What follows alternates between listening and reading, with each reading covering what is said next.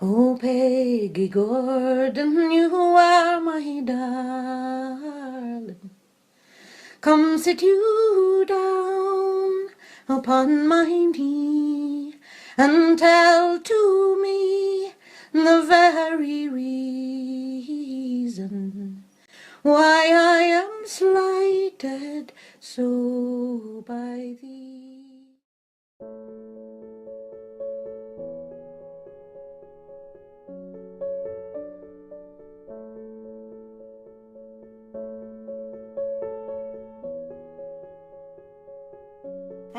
I write because it would be impossible not to. It's something I've done since I was a child.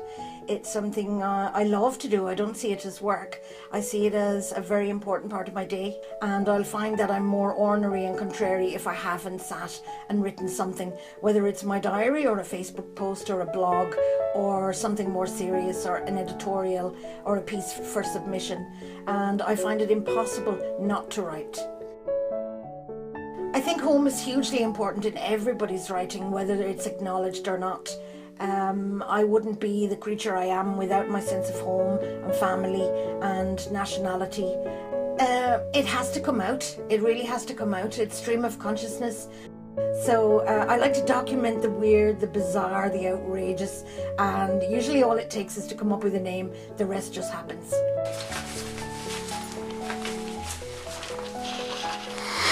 I can smell the plastic and that.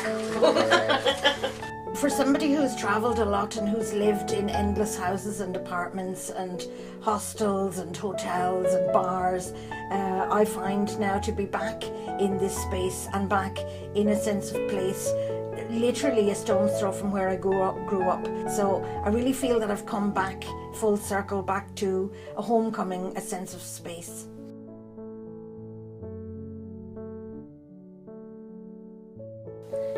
One morning you will find that you are Googling images of an Alzheimer's brain split down the middle. Your eyes will watch an autopsy on YouTube.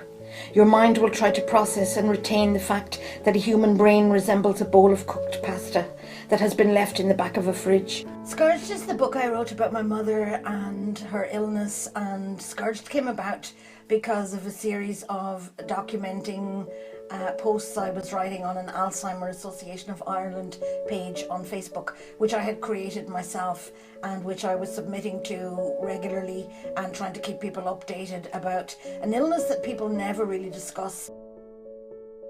We lay down in the room on floors and armchairs, on blankets, on rubber sheets and camp beds, for all the days and star-filled nights, and all the while the wind raged and banged, and slammed heavy doors, and rustled the geraniums on the windowsills, and tinkled the wind chimes in the hall. And her family formed a ring of steel, and sobbed our flinty spangled tears all around the small woman, encircling her in a mist of hope to bring with her to that other space. It became my sole lifeline at the end, because it was after she passed away and I realised that now was the time that I had to write it, and write it while it was fresh. So although we had just buried her, I came home and opened the laptop and went, now, write the book. And so I had to go from a period of mourning and bereavement and grief straight back into the diagnosis, and so I felt I relived the whole debacle of the decade over and over again in the writing of it. I'm a case of arrested development, and because I'm a walking cliche, and because I'm the hoarder next door, I am all of those things and more.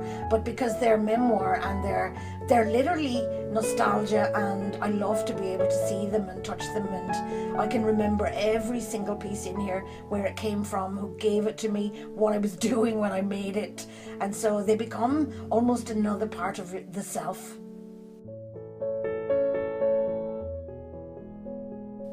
She was the sunset and the moonlit sky and the butterfly. She was the smell of lavender at midnight around my lonely brother's fire as he stared into the flames. She is the energy and the presence that nestled deep in the centre of me, in the wide open spaces of my heart, where the wind blew through.